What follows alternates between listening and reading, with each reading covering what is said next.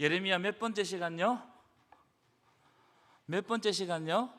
15번째 시간입니다. 제가 예레미야를 공부하면서 느낀 점이 뭐냐면 하나님의 백성들이 하나님의 말씀은 참 잘 안 듣는다는 거예요. 그걸 계속 강조하는 것 같아요. 제가 우리 아이들에게 언제 화가 나느냐 하면요, 제가 진지하게 이야기를 하고 부탁을 하고 명령을 했는데 아이들이 듣지 않을 때, 내 말에 귀를 기울이지 않을 때 부모님들 화납니까 안 합니까? 화나죠. 얼마 전에 제 아내가 화가 났더라고. 며칠 동안 말을 안 해. 가만 보니까 저 때문에 화가 났어요. 그래서 제가 이걸 살피고 그래 미안하다 그러고 뭐가 미안한데 그러고 막 이러다가 알아냈는데 뭐 때문에 그랬느냐 하면은 제가 이런 버릇이 있는가 봐요. 집사람이 뭘 물으면 내가 대답을 안 하나 봐. 그날은 화가 세속적인 말로 빡친 것 같아. 그래가지고 며칠 갔습니다. 제가 그 장면이 오늘 생각나더라고요. 하나님도 똑같다. 하나님이 말씀을 통해 가지고 진지하게 하나님의 뜻을 전달해도 하나님의 백성들이 그 말씀을 귀담아 듣지 않고 그 말씀에 순종하지 않으면 하나님의 마음이 어떻다고요? 속이 상한다는 거예요. 속이 상한다. 그래서 하나님은 이 성경을 보면, 특별히 예언서를 보면 하나님이 속 상했다 이야기를 계속하는 것 같아요. 오늘도 하나님이 속이 상했어요. 하나님의 말씀을 듣지 않으면 그런 것 같아요. 여러분, 우리 김경아 권사님 참 센스쟁인데 지난주 말씀 제목이 뭐라고요? 따라합시다. 일어나 내 자리를 들고 걸어가라. 우리는 돌았으면 이자목적, 그죠? 근데 여러분, 우리가 마음에 담으시기 바랍니다. 담아야 돼. 마음에 담을 준비를 하고 그걸 묵상해야 됩니다. 묵상이라는 말이 무슨 말입니까? 읊조리다 이 말이에요. 읊조리다 이 말은 유대인들은 하나님의 말씀을 딱 읽을 때 계속 읽어요. 한 구절을 계속 외워질 때까지 읊조리면서 계속 읽어요. 이게 묵상이에요. 우리 대새김질 하듯이 이게 묵상입니다. 하나님의 말씀은 그렇게 묵상해야 내 것이 되는 거예요. 여러분, 어떤 사람을 사랑하게 되면요, 그 상대가 무슨 말을 하는지 기억합니다. 왜냐하면 그 상대를 사랑하기 때문에 그래요. 그래서 연애할 때 그 사람이 어떤 말을 딱 하잖아요. 그 말을 마음에 담아요, 안 담아요? 담습니다.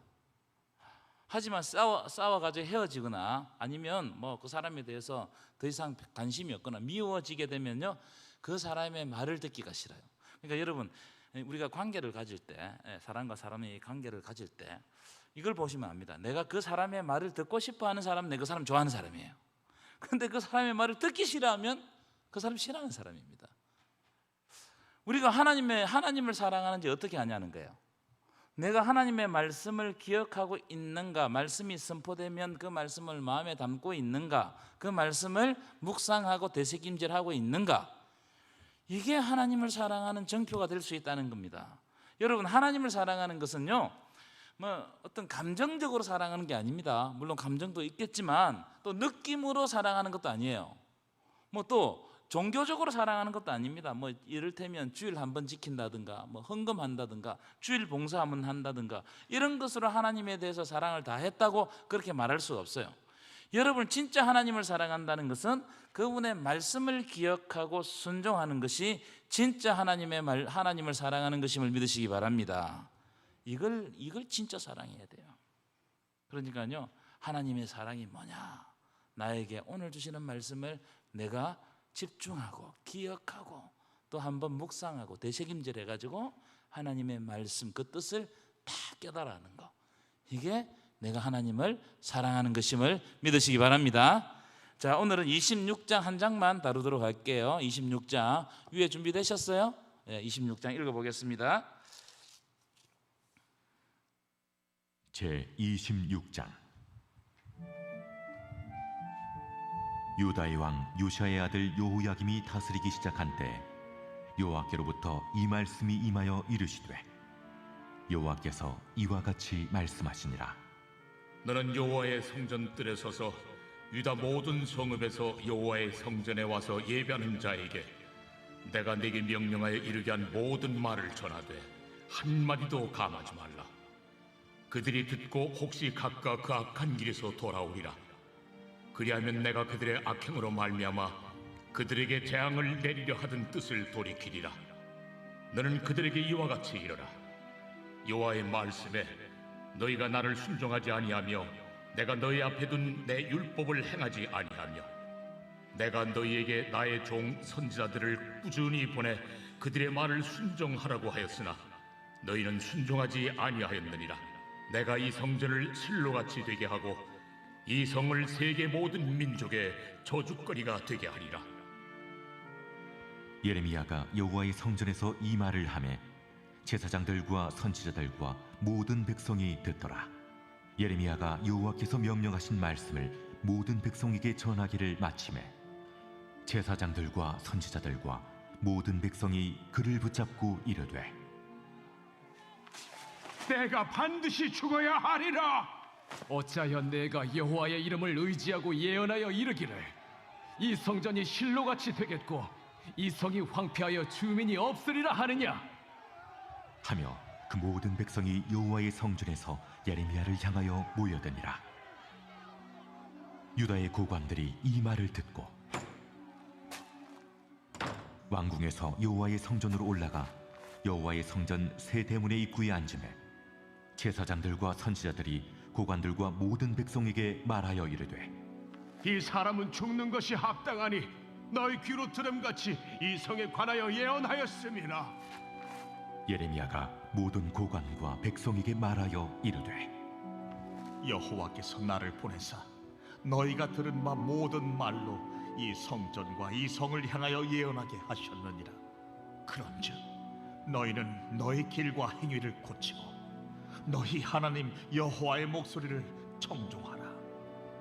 그리하면 여호와께서 너희에게 선언하신 재앙에 대하여 뜻을 돌이키시리라. 보라, 나는 너희 손에 있으니 너희 의견에 좋은 대로 옳은 대로 하려니와 너희는 분명히 하라라. 너희가 나를 죽이면 반드시 무죄한 피를 너희 몸과 이 성과 이 성 주민에게 돌리는 것이니라. 이는 여호와께서 진실로 나를 보내사 이 모든 말을 너희 귀에 말하게 하셨습니다. 고관들과 모든 백성이 제사장들과 선지자들에게 이르되 이 사람이 우리 하나님 여호와의 이름으로 우리에게 말하였으니 죽일 만한 이유가 없느니라. 그러자 그 지방의 장로 중 몇 사람이 일어나 백성의 온 회중에게 말하여 이르기를 유다의 왕 히스기야 시대에 모레셋 사람 미가가 유다의 모든 백성에게 예언하여 이르되 만군의 여호와께서 이와 같이 말씀하셨느니라. 시온은 밭같이 경작지가 될 것이며 예루살렘은 돌무더기가 되며 이 성전에 사는 산당의 숲과 같이 되리라 하였으나 유다의 왕 히스기야와 모든 유다가 그를 죽였느냐? 히스기야가 여호와를 두려워하여 여호와께 간구하매 여호와께서 그들에게 선언한 재앙에 대하여 뜻을 돌이키지 아니하셨느냐?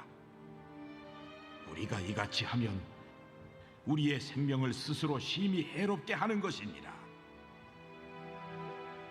또 여호와의 이름으로 예언한 사람이 있었는데 곧 기럇 여아림 스마야의 아들 우리야라. 그가 예레미야의 모든 말과 같이 이 성과 이 땅에 경고하여 예언하매 여호야김 왕과 그의 모든 용사와 모든 고관이 그의 말을 듣고서 왕이 그를 죽이려 하매 우리야가 그 말을 듣고 두려워 애굽으로 도망하여 간지라.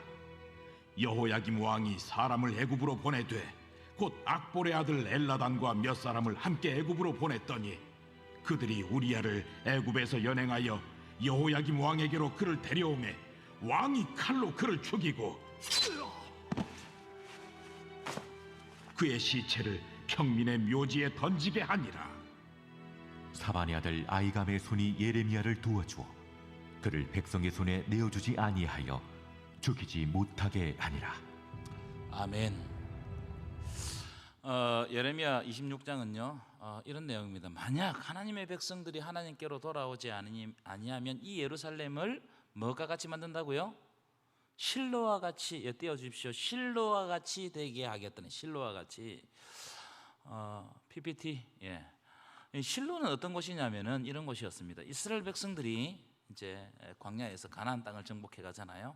정복하고 정착할 때 하나님의 성막 또 회막이라고 그러죠, 그죠? 이 회막을 두었던 곳이 실로입니다. 한마디로 말하면 지금 예루살렘 성전이 있는 예루살렘과 똑같은 곳이었어요. 그러니까 예루살렘 성전은 1년에 이 백성들이 3번씩 순례를 하잖아요, 그죠? 명절이 되면 순례를 하고 예루살렘 그 성전에 가서 예배를 드리고 제사를 지내고 희생제물을 지내고 고향으로 돌아가는데, 예루살렘 성전이 지어지기 전에는 어디에 있었다고요? 회막이 실로에 있었다면 실로. 그러니까 실로는 그만큼 복된 자리였어요. 복된 지역이었어요. 그런데 그 땅이 그만 황폐해졌다. 그 땅이 그만 망했다는 거예요. 왜 망했는가? 이 이야기를 오늘 26장이 우리들에게 해주고 있어요. 자, 1절부터 보겠습니다. 1절입니다. 시작. 유다의 왕 요시아의 아들 요야김이 다스리기 시작한 데에 여호와께로부터 이 말씀이 임하여 이르시되. 자, 요야김이 이제 등장하죠. 요시아의 두 번째 아들인데 아주 악한 왕이었습니다. 이 요야김은 애굽 왕 바로 느고가 바벨론과 전쟁하러 가가지고 패했어요. 지고 내려오면서 남왕국의 왕이었던 여호아하스를 볼모로 잡아가버리고 그 동생 여호야김을 대신 왕으로 탁 앉혔던 왕입니다. 그러니까 이 여호야김은 왕이 되면서 누가 자기를 왕으로 앉혔어요? 이 애굽 왕 바로가 자기를 왕으로 앉혔죠. 그러니까 어떤 정책을 쓰겠어요? 애굽 정책을 쓰겠죠. 그래서 어마어마한 조공을 바쳤던 사람입니다. 애굽에 모든 걸 다 갖다 줬어요. 그러니까 그 당시에 세계 1위 바벨론이 가만두겠습니까? 바벨론이 위에서 막 압박하는 거예요. 그러니까 어쩔 수 없이 애굽을 버리고 또 친바벨론 정책을 씁니다. 그러니까 밑에서도 애굽이 가만히 있겠어요? 그래서 중간에서 등이 터졌던 사람이에요. 정말 이러지도 못하고 저러지도 못하고 3년 있다가, 이 전쟁이 있은 지 3년 있다가 바벨론이 애국까지 다 점령해 버렸습니다. 그리고 예루살렘 성도 함락하고 여호야김을 데리고 끌고 가가지고 예루살렘 문 밖에서 죽여가지고 비참하게 죽입니다. 백성들이 그 장면을 보게 해요. 무슨 말이냐면 여호야김이 왜 이런 시련을 겪게 되었느냐 하면은, 여러분, 사람들에게는 자기가 감당하지 못할 일이 생깁니까 안 생깁니까? 생긴단 말이에요. 그런데 여호야김은 무엇을 의지했느냐 하면은 애굽을 의지하고 바벨론을 의지하더라. 자꾸 이 사이에서 왔다 갔다 하더라. 그러니까 여러분, 하나님을 의지하지 않고, 하나님을 의지하는 사람은 하나님 눈치를 보게 되어 있거든요. 그런데 하나님을 의지하지 않고 바벨론과 애굽에 의지하니까는 누구의 눈치를 보는 겁니까? 바벨론 눈치를 보거나 애굽 눈치를 보다가 그래가지고 그 사람이 비참하게 죽는단 말이에요. 이렇게 되면은 영원히 애굽과 바벨론에서 벗어날 수가 없어요. 여러분, 우리가 살아가다가 혹 내가 내 스스로 감당하지 못할 일이 생기면 우리는 빨리 하나님 앞에 엎드려야 할 줄 믿습니다. 믿으십니까? 하나님 앞에 엎드려야 돼요. 이게 정답입니다. 다른 답이 없어요. 만약에 다른 것을 의지한다고 왔다 갔다 하다가는 가랑이가 찢어져 죽는 거예요. 오늘 여호야김처럼 그렇게 된단 말이에요. 누구를 보면 되냐면은 히스기야를 보면 돼. 히스기야. 여러분, 히스기야는요, 아수르 제국이 팽창할 때에 막 아수르 제국이 예루살렘 성을 에워쌌잖아요. 아수르의 군대 장관 랍사게가 그 성을 에워싸고 남유다 백성들 앞에서 히스기야를 조롱하고 협박하고 온갖 거짓말로 막 협박했습니다. 이때 히스기야가 어떻게 하느냐? 바벨론 왕이 보내는 협박 편지를 들고 하나님의 성전에 간다고요. 하나님의 성전에 그 편지를 펴놓고 무릎 꿇고 밤새도록 통곡하며 기도했어요. 여러분, 히스기야 이 기도 때문에 백성을 살렸어요. 믿으십니까? 이게 히스기야의 왕이었어요. 그러니까 히스기야는 대단한 사람이었어요. 또 예레미야로부터 너는 조금 있으면 죽을 것이다, 이 예언을 받잖아요, 그죠? 이 예언을 받고, 이사야로부터 이 예언을 받고 딱 예언을 듣자마자 어떻게 합니까? 벽을 향해서 기도합니다. 벽을 향해서. 여러분, 벽을 향했다 이 말은요, 인간적인 말을 더 이상 듣지 않기로 결단했다, 이 결단이에요. 그리고 하나님께 매달리고 통곡하면서 이때도 기도했어요. 하나님이 그때 생명을 연장시켜 주셨어요. 여러분, 우리의 삶 가운데 내가 감당할 수 없는 일들이 때때로 닥칩니다. 있습니까? 없습니까? 있어요. 그러면 여러분의 생각을 일단 내려놓고 하나님 앞에 매달리고 통곡해야 할 줄 믿습니다. 이건 이 사인은 뭐냐면 하나님께 돌아오라는 거예요. 하나님께 이 일은 네가 할 수 있는 일이 아니라는 거예요. 누구에게 맡겨야 된다는 일이에요? 하나님께 맡겨야 된다는 거예요. 그래서 기도밖에 없어요. 기도하면 하나님은 인간적인 방법이 아니라 하나님의 방법으로 우리를 살려주실 줄 믿습니다. 그런데 오늘 본문에 보면은 여호야김은 하나님께 돌아가지 않고 자꾸 이 세상 방법들 애국과 바벨론 사이에서 왔다 갔다 하는 거예요. 오히려 예레미야 36장에 가보면요, 하나님의 말씀을 불태워버립니다. 두루마리를 불태운다고요. 왕이, 여러분 왕은 어떤 사람이라 했습니까? 남유다의 왕, 이스라엘의 왕은 그냥 왕이 아닙니다. 이 왕을 하나님께서 세웠다는 것은 그 왕을 통해서 하나님의 통치가 드러나게 하기 위해서 왕을 세운 거예요. 그러니까 왕이 되었다는 것은 하나님이 이렇게 통치하시구나, 이걸 딱 드러내는 것이 왕의 사명이에요. 그런데 하나님의 통치를 드러내야 할 왕이 말이에요, 하나님의 말씀을 불태워버린 거예요. 그러니까 나중에 그 말로가 아주 비참해지는 겁니다. 자, 이런 왕이 즉위할 때에 하나님의 말씀이 예레미야에게 임했다는 거예요. 그러니까 여러분, 시대가 어떤 시대라는 겁니까? 아주 고난의 시대이고 아주 이렇게 이 선지자로서 사역하기 힘든 시대에 하나님의 말씀이 임해서, 자 2절 읽어볼까요? 2절입니다. 시작. 여호와께서 이와 같이 말씀하시니라. 너는 여호와의 성전뜰에 서서 유다 모든 성읍에서 여호와의 성전에 와서 예배하는 자에게 내가 내게 명령하여 이르게 한 모든 말을 전하되 한마디도 감하지 말라. 자, 이 말씀을, 하나님이 주시는 말씀을 어디에서 선포하라는 거예요? 여호와의 성전 뜰에서. 여러분, 여호와의 성전 뜰은요, 하나님께 예배하기 위하여서 오는 모든 사람들이 반드시 거쳐가야 되는 장소예요. 그 성전 뜰에서 하나님께 예배하게 하기 위해서 오는 모든 사람들에게 하나님이 주시는 말씀을 선포하라는 거예요. 선포하라. 그럼 그 말씀의 내용이 뭐냐? 3절입니다. 3절 읽어볼까요? 시작. 그들이 듣고 혹시 각각 그 악한 길에서 돌아오리라. 그리하면 내가 그들의 악행으로 말미암아 그들에게 재앙을 내리려 하던 뜻을 돌이키리라. 만약 하나님이, 네가 지금 예레미야, 네가 하나님의 말씀을 선포했는데 이 말씀을 듣고 혹시 한 사람이라도 그 악한 길에서 돌아오면 내가 그들의 악행으로 말미암아 이 성에 내리려고 하던 재앙을 어떻게 한다고요? 돌이키리라. 여러분, 하나님의 역사 주관은요, 심판하고 죽이는 데 있지 않습니다. 하나님의 역사 주관의 목적은요, 그 백성을 살리는 데 있어요. 믿으십니까? 여러분, 하나님은 우리를 사랑하십니다. 믿으십니까? 하나님은 우리를 살리려고 하십니다. 믿으십니까? 하나님은 우리에게 생명 주십니다. 믿으십니까? 이게 하나님의 목적이에요. 어떤 사람들은 하나님이 두려우신 하나님이 되다 보니까 하나님 맨날 벌 주시고 뭐라 하시고 징계하시고 이런 하나님으로 생각하고 있는데 그게 아니라는 거예요. 하나님은 너희가 혹시 지금이라도 하나님 앞으로 돌아오면 내가 뜻을 돌이키겠다는 거예요. 뜻을 돌이키겠다.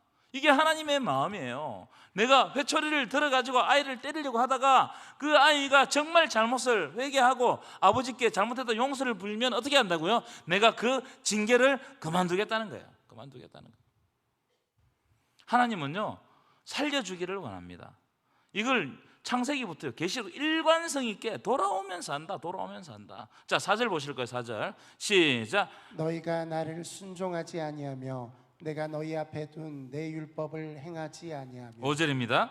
내가 너희에게 나의 종 선지자들을 꾸준히 보내 그들의 말을 순종하라고 하였으나. 자, 여기에 보면 순종하지 아니하였나 돼 있는데 여기에 보면은 순종이라는 단어가 3번 나와요. 순종.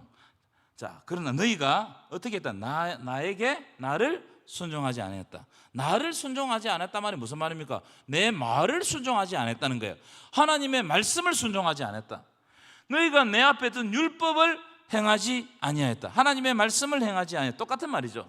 내가 너희에게 나의 종 선지자들을 꾸준히 보냈어요.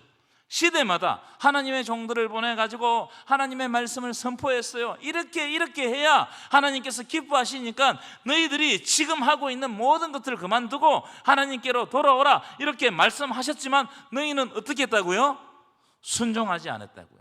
문제가 어디 있단 말이에요? 문제가 어디 있어요? 대답을 해보세요. 문제가 어디 있어요? 순종하지 않았기 때문에 문제가 되는 거예요. 순종하지 않았기 때문에. 여러분, 순종하지 않았다는 것은 이런 겁니다. 우리가 하나님의 말씀을 듣잖아요. 어떤 이야기를 듣잖아요. 듣기만 듣고 행하지 않는 거예요. 그건 무슨 말입니까? 이 말은 그냥 귓등으로 듣는 말이에요. 그러니까 여러분, 우리가 하나님의 말씀을 들을 때, 하나님의 말씀을 읽을 때 진짜 귓등으로 읽을 때가 많아요. 귓등으로 들을 때가 많아요. 하나님께서 이 말씀을 집중해서 읽으면 우리의 폐부를 확 찌르고 심장을 찌르고 그 칼날이 우리의 골수와 관절을 확 찌를 수 있는데 우리는 그냥 귓등으로 듣는 거예요. 그러니까 그 말씀이 내 안에 들어와 가지고 역사하지가 않아요. 이게 문제예요. 그러니까 순종하지 않잖아요. 여러분, 하나님의 말씀을 집중해서 읽으시기를 축원합니다. 진짜 집중해서 들어야 돼요.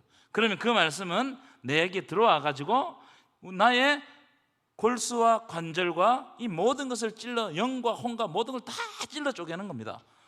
여러분, 하나님의 말씀을 깨닫게 하는 영이 있어요. 깨닫게 하는 능력이 있다 이 말이에요. 그래서 우리가 그냥 읽지 마시고 한 절 한 절 정독하시면 오늘 주시는 말씀을 통해서 하나님 반드시 교훈하십니다. 안 읽어서 말이지, 안 들어서 말이지. 제가 오늘 저녁에도 이렇게 선포하잖아요. 어떤 사람은 그 말씀을 탁 받아요. 그리고 그 말씀의 전율이 확 느껴지면서 자기의 삶을 되돌아봅니다. 그런 사람에게는 복이 있을지어다. 믿으십니까? 그런 사람은 복된 거예요. 그런데 예레미야 말씀이 우리 계속해서 반복되는 말씀이잖아요. 그 말씀을 듣고 오늘도 똑같은 내용이구나 이러면 그 말씀은 전혀 나에게 작동하지 않는다 이 말이에요. 자, 그래서 이 순종하지 않았어요. 그래서 하나님께서 뭐라고 말씀해요? 6절입니다. 6절 시작. 내가 이 성전을 실로같이 되게 하고 이 성을 세계 모든 민족의 저주거리가 되게 하리라 이 성전 하셨느니라. 지금 보느냐? 이 솔로몬이 이렇게 화려하게 지어놓은 이 성전은 뭐같이 되게 한다고요? 실로와 같이 된다. 실로. 그래서 이 성을 세계 모든 민족의 저주거리가 된다. 사람들이 야, 하나님이 섬기는 성이 저렇게 멸망당했구나. 하나님의 성전이 저렇게 폭삭 주저앉았구나. 하나님이라는 성이 하나님을 잘 섬긴다고 했던 저 백성이 저렇게 되었구나. 이렇게 사람들이 저주거리가 된다는 거예요. 여러분, 실제로 그럴 수 있습니다. 우리가 하나님을 믿을 때 잘 믿어야 돼요. 확실하게 믿어야 돼요. 그런데 어중간하게 어설프게 믿잖아요. 세상 사람들이 뭐라고 이야기하냐면 우리 보고 아니 저 사람 그 예수 믿는 사람인데 왜 저리 망했지? 이렇게 이야기할 수 있다 이 말이에요. 이 이야기가 바로 그 이야기입니다. 자, 실로는요, 앞에서 제가 말씀드렸지만 가나안 땅을 정복하고 난 다음에 성막을 두었던 장소거든요. 이른바 성지입니다. 그래서 이스라엘 남자들이 1년에 3번씩 꼭 여기 가서 하나님께 제사를 드렸습니다. 근데 실로가 망했어요. 언제 망했느냐? 사무엘상을 여러분 오늘 가서 읽어보시면 엘리 시대 때 망한단 말이에요. 엘리 아시죠? 그죠?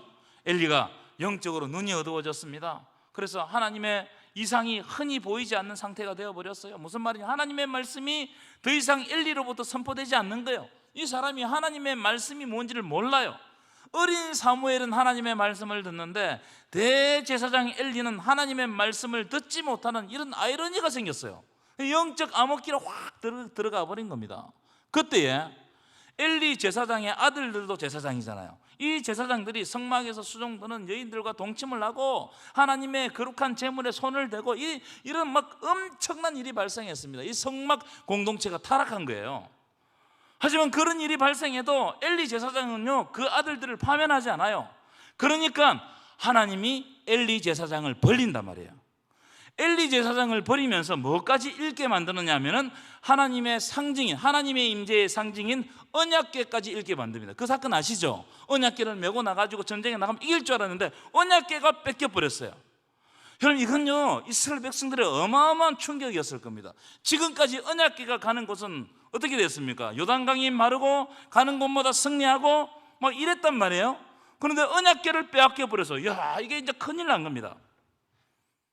그때부터 실로는 하나님께 버림을 받고 사람들이 더 이상 실로에 있는 회막을 찾지 않고, 그러니까 영적 권위를 상실해. 여러분, 이게 중요한 겁니다. 여러분들에게는 하나님께 다 영적 권위를 주셨어요. 그런데 어느 순간부터 영적 권위가 상실되면 여러분 영적으로 축복할 수 있는 권한이 사라집니다. 이걸 아셔야 돼요. 그래서 여러분 신앙생활 잘 하셔야 됩니다. 어느 순간 미끄러져 내려오면요 끊임없이 미끄러져 내려가요. 누군가가 나에게 기도 부탁을 안 해요. 그럼 그는 영적 권위가 사라진 거예요. 여러분의 자녀들이 아버지 나에게 기도해 주십시오. 여러분 이런 이야기를 듣지 못하면 영적 권위가 사라지고 있는지도 몰라요. 왜냐하면 기도 안 해줬기 때문에 그런 거예요.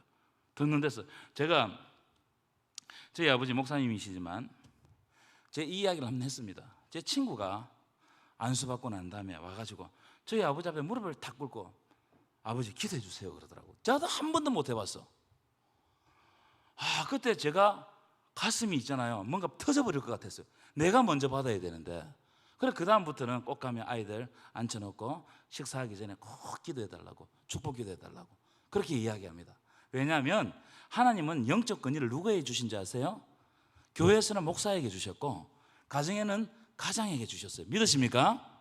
아멘 좀 크게 해봐요. 믿으십니까? 그래서 그 권위를 잃어버리면 안 돼요. 이거는 신령한 권위입니다. 하나님이 주신 권위예요. 그래서 지금도요 여러분들이 자녀가 듣든지 안 듣든지 축복해 줘야 돼요. 기도해 줘야 돼요. 그게 여러분들이 하나님 앞에 쓰임을 받는 거예요. 우리는 따라합시다. 축복의 통로입니다. 더 크게 해보세요. 축복의 통로입니다. 축복의 통로예요. 영적 권위가 질서가 바로 세워질 때 교회든 가정이든 하나님께서 복을 주시는 그게 되는 겁니다. 그러니까 영적 지위를 잃어버리니까요 실로 땅이요 막 오라박는데 사람들이 찾지 않는 땅이 됐고, 그러면서 이스라엘 백성들 가운데 저기에 옛날에 해막이 있었단다 그 정도 하고 마는 거예요. 이게 얼마나 여러분 이 실로 입장에서는 얼마나 안타까운 일입니까? 그러니까 여러분 우리가 이걸 잃어버리지 않도록 하나님께서 복 주셨는데 내 마음이 강박하고 내가 하나님 앞에 더 가까이 가지 못해가지고 하나님이 주신 그 권위를 잃어버리지 않도록 기도해야 돼요. 말씀으로 살아야 돼요. 믿으십니까? 여러분 만약에 이런 역사적인 이런 장면들을 제가 많이 보는데요 제가 이런 이야기를 했죠. 하나님을 섬기다가 하나님을 버리면 그 땅이 저주받고 그 땅에 사는 사람들이 저주받아요. 그 땅에 사는 사람들의 생각이 저주받아요. 그걸 딱 보여주는 것이 북한 땅입니다. 북한 땅. 여러분 역사 속에 그런 땅들이 많습니다. 많아요. 북한 땅은요 그 한반도 예루살렘이라고 그랬잖아요. 그 정도로 교회가 많았던 곳입니다. 그런데 그들이 하나님을 버릴 때 그 땅 사람들이 그 땅이 저주를 받고 그 땅에 사는 사람들의 생각이 저주를 받아요. 그러니까 더 이상 어떻게 됩니까? 하나님을 향해 가지고 더 이상 이게 뭔가 일으킬 수 없는 영적인 이 다운이 되어버린단 말이에요. 그러니까 여러분 우리 교회에 건물이 있다고 착각하면 안 됩니다. 실로에도 회막이 있었어요. 예루살렘에도 성전이 있었어요. 그거 무너지는 건 한순간입니다. 우리는 뭘 해야 되느냐? 하나님께서 주신 영적 복을 회복해야 돼요. 믿으십니까? 그러니까 이 땅에서요 여기서 기도하고 예배하고 우리가 하나님을 간절히 찾고 하면요 주님 오실 때까지 여기에 하나님의 교회는 서 있게 될 줄 믿습니다. 그럼 이 땅에 들어오는 모든 사람들이 이 공동체를 통해 가지고 복 받는 거예요. 믿으십니까? 여러분들의 자녀와 자녀손들이 계속해서 여기 와가지고 안식과 평안을 누리고 내 마음이 아플 때 하나님 앞에 아뢰고 하나님의 은혜를 받고, 여러분 우리 삶에 있어서 얼마나 각박한 것들이 많습니까? 그때마다 하나님을 찾고 울 수 있는 장소가 이곳이 되어야 돼요. 그때 복된 자리가 된단 말이에요. 그래서 여러분 기도를 심으세요. 제가 요즘에 좀 간절히 하라고 그러잖아요. 여러분 이 장소가 기도하는 자리가 돼야 돼요. 믿으십니까? 진짜 기도하십시오. 진짜 기도하면 이 자리가 영적 권위를 하나님께서 부여해 주실 줄 믿습니다. 이게 우리가 해야 될 책무고 임무다. 자, 그 다음에 넘어가도록 하겠습니다. 두 번째, 안 넘어갑니다. 목사님 넘겨주세요. 저 잘 안 보여가지고 저기. 두 번째, 이렇게 하나님의 말씀을 전하니까 이 사람들이 예레미야를 박해합니다. 여러분 하나님께 순종하지 않으면 나타나는 첫 번째 현상이 뭐냐면 하나님의 메신저들을 받게 하고 죽인다는 거예요. 예수님도 죽였잖아요. 그런 땅은요, 아무리 잘 살아도 얼마 못 가요. 역사 속에 그런 땅들이 많습니다. 왜냐하면 앞에서도 말씀드렸지만 땅이 저주를 받으면 그 땅에 사는 사람도 저주받기 때문에 그래요. 자, 8절입니다. 8절 함께 읽겠습니다. 시작. 예레미야가 여호와께서 명령하신 말씀을 모든 백성에게 전하기를 마침에 제사장들과 선지자들과 모든 백성이 그를 붙잡고 이르되 내가 반드시 죽어야 하리라. 죽이고 싶었어요. 하나님의 말씀을 있는 그대로 증거했는데 마음에 분노가 확 올라오면서 하나님의 그 선지자를 죽이고 싶은 거예요. 그래서 예수님을 죽였잖아요. 자, 9절입니다. 시작. 어찌하여 내가 여호와의 이름을 의지하고 예언하여 이르기를 이 성전이 실로같이 되겠고 이 성이 황폐하여 주민이 없으리라 하느냐 하며 그 모든 백성이 여호와의 성전에서 예레미야를 향하여 모여드니라. 말씀을 듣는데 기분이 나빠요.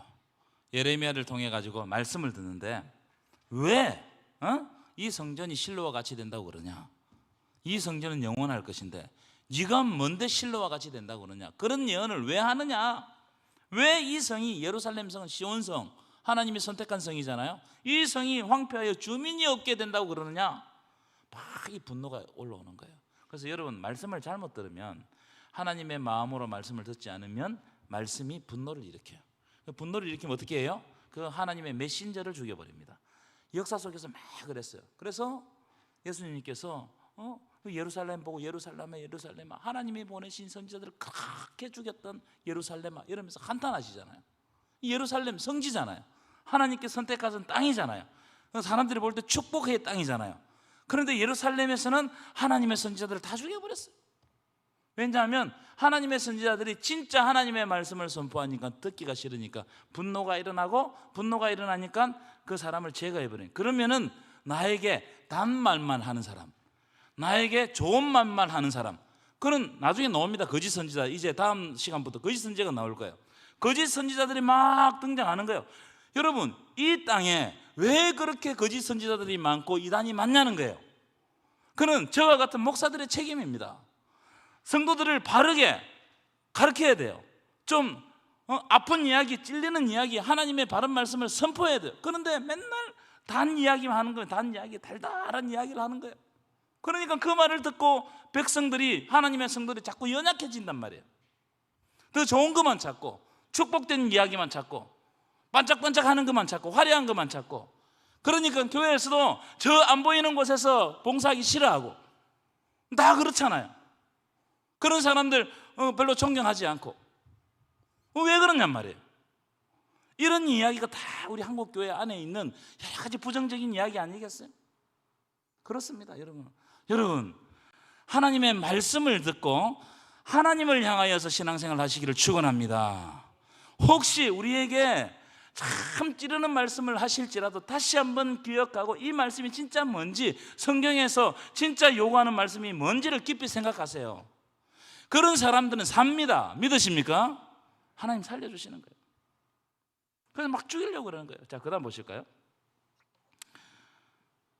세 번째 주제입니다.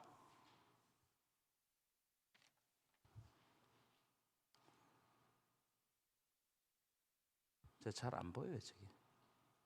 자, 그런데 이제 백성들이 죽이려고 하는데 하나님께서 또 하나님의 사람들을 보내가지고 예레미야를 살려주신단 말이에요. 16절입니다. 16절에 있는데 맞아요. 16절 읽겠습니다. 시작. 고관들과 모든 백성이 제사장들과 선지자들에게 이르되 이 사람이 우리 하나님 여호와의 이름으로 우리에게 말하였으니 죽일 만한 이유가 없느니라. 참 이런 말씀을 들으면 은혜가 됩니다. 왜냐하면 여러분, 어떤 말씀을 전할 때 다 이해하지 못하고 오해할 것이라고 생각했는데 하나님께서 꼭꼭 이해하고 은혜 받는 사람을 주세요. 저는요, 설교할 때 이럴 때가 있어요. 제가 설교하면서도 제가 준비했던 그런 말씀들이 안 나오고 그러게 되면 어떻게 돼요? 땀이 막 흐르고 막 죽을 것 같아요. 여기 자리를 빨리 내려갔으면 좋겠어. 그럴 때가 있거든요. 뭐 1년에 몇 번씩 정도. 아니, 내가 분명히 준비했는데 또 1부 때가 다르고 2부 때가 달라요. 그랬는데 그런 막 말씀을 준비하는 사람의 입장에서 너무나 속이 타고 막 이럴 때가 있어요. 그러다가 일주일 동안 그렇게 내 생각에 설교를 조졌구나 생각하면 일주일 동안 마음이 안 편해. 어떻게 하면 다음 주에는 더 좋은 말씀을 전할까 하고 있는데, 그때 어떤 분으로부터 전화, 목사님 이번 주 목사님 설교 듣고 참 은혜를 받았습니다. 야, 이게 하나님의 말씀이라는 것이 인간이 이렇게 이야기해가지고 설득하는 것이 아님을 알았어요. 나는 설교를 못했다고 자책을 하고 있는데, 근데 그 설교를 듣고 어떤 분들은 은혜를 받아요. 그래서 그때 참 위로를 받습니다. 여기 보십시오. 어떤 제사장들과 고관들은 예레미야를 죽이려고 해요. 그런데 또 다른 고관들과 백성들은 선지자를 보호하는 거예요. 그러니까 우리 하나님 여호와의 이름으로 우리에게 말하였으니 죽일 만한 이유가 없도다. 그러면서 예레미야를 살려주시는 거예요. 자, 18절입니다. 굉장히 중요한 말씀이 18절, 19절. 18절부터 읽겠습니다. 시작. 유다의 왕 히스기야 시대에 모레셋 사람 미가가 유다의 모든 백성에게 예언하여 이르되 시온은 밭같이 경작지가 될 것이며 예루살렘은 돌무더기가 되며 이 성전에 사는 상당의 풀숲과 같이 되리라 하였으나. 자, 히스기야가 어떤 사람인지 딱 보면 압니다. 히스기야 시대 때 미가라는 우리가 잘 아는 미가 있죠. 미가 예언서. 미가라는 선지가 나타나 가지고 사람들에게 이야기하면서 이 시온 예루살렘이 이 밭처럼 될 것이다. 황폐해 가지고 밭처럼 될 것이고 돌무더기가 될 것이고 성전은 산당같이 되고 숲이 될 것이다. 저주의 말을 막 쏟아냈어요. 그러면은 오늘 나중에 좀 있으면 나오겠지만 여호야김 같은 사람은 당장 죽여버립니다. 그런데 히스기야는 어떻느냐? 히스기야는 그렇게 이 히스기야가 신앙적으로 얼마나 완숙한 사람인지를 우리들에게 보여주는 거예요. 19절입니다. 19절 시작. 유다의 왕 히스기야와 모든 유다가 그를 죽였느냐? 히스기야가 여호와를 두려워하여 여호와께 간구하며 여호와께서 그들에게 선언한 재앙에 대하여 뜻을 돌이키지 아니하셨느냐? 우리가 이같이 하면 우리의 생명을 스스로 심히 해롭게 하는 것이니라. 참 보십시오. 똑같은 찔림의 설교를 들었어요. 그런데 히스기야는 어떻게 했냐면은 하나님께 엎드리고 간구했어요. 그래서 하나님께서 그 선언한 재앙에 대해서 뜻을 돌이켜 주셨어요. 그래서 아수르 군대가 18만 명이 와가지고 에워쌌잖아요, 그죠? 예루살렘 성을 에워쌌는데 이 히스기야 간절히 통곡하면서 하나님께 기도했더니 그날 밤에 하나님께서 역사하셔서 18만 5천 명이 그 자리에 다 죽습니다. 하나님께서 히스기야의 기도를 들어주시고 히스기야가 하나님께로 돌아가니까 그 백성을 살려주시더라는 거예요. 여러분, 내가 돌아가면, 내가 하나님께로 돌이키면 우리 가정이 살게 될 줄 믿습니다. 내가 하나님 앞에 매달리고 기도하면 우리 교회가 다시 서게 될 줄 믿습니다. 이걸 우리들에게 주시는 말씀이에요. 그래서 여러분, 진짜 생명이 어디 있는가를 알면 어떠한 위기가 닥치더라도 그 모든 것을 내려놓고 하나님께 기도해야 돼요. 우리의 생명을 주실 분, 우리를 인도하실 분, 우리 교회를 처음부터 끝까지 아시는 분, 그분께 우리가 기도하면 하나님께서 우리 교회를 인도하시고 여러분 가정을 인도하시고 이 나라 이 민족을 살려주실 줄 믿습니다. 하지만 이 여호야긴 왕은 선지자들을 죽여버립니다. 그 이야기가 쭉 나옵니다. 자, 20절만 읽어볼까요? 20절 시작. 또 여호와의 이름으로 예언한 사람이 있었는데 곧 기라야야림 스마야의 아들 우리야라. 그가 예레미야의 모든 말과 같이 이 성과 이 땅에 경고하여 예언하매. 자, 여기 보십시오. 그러니까 이 예레미야서가 이렇게 기록됐지만 예레미야와 똑같이 예언한 사람이 있었단 말이에요, 없었단 말입니까? 그 시대에 많았다는 거예요. 예레미야는 이렇게 책으로 기록했지만 책으로 기록하지 않는 여러 선지자들이 하나님의 말씀을 왕에게, 이스라엘 백성들에게 그렇게 선포했다는 거예요. 그러니까 하나님의 말씀이 선포됨에도 불구하고 안 들었어요. 자, 23절입니다. 시작. 그들이 우리야를 애굽에서 연행하여 여호야김 왕에게로 그를 데려오매 왕이 칼로 그를 죽이고 그의 시체를 평민의 묘지에 던지게 하니라. 그러니까 왕이 이런 짓을 했다고요. 왕을 통해 가지고 하나님의 통치가 드러나야 되는데 왕이 하나님의 선지자를 죽이려고 하니까 하나님의 선지자가 애굽으로 도망갔어요. 그런데 그까지 따라가 가지고 잡아와 가지고 죽여 가지고 평민의 못에 뿌려버렸습니다. 이런 시대가 얼마나 악한 시대입니까? 뻔히 보이는 거예요. 이제 멸망으로 달려가고 있어요. 여러분, 사회가 멸망으로 가는 전조증상이 있습니다. 교회가 무너지는 전조증상이 있어요. 그게 뭐냐면 하나님의 백성들이 하나님의 말씀을 듣지 않는다는 거예요. 하나님의 백성들이 아무리 멸망으로 달려갈지라도 하나님의 백성들이 하나님의 말씀을 듣고 순종하면 하나님은 그 공동체를 살려주십니다. 예레미야 5장 오직 한 사람을 찾아라. 오직 한 사람. 오직 한 사람을 찾으면 내가 이 성을 용서하고 이 성에 내리라고 한 재앙을 돌이키리라. 오직 한 사람. 여러분, 오직 한 사람이 되시기를 축원합니다. 남 이야기 할 것 없어요. 내가 오직 한 사람이 되면 돼요. 내가 오직 한 사람이 되면 내 가정이 살고 우리 교회가 사는 거예요. 믿으십니까?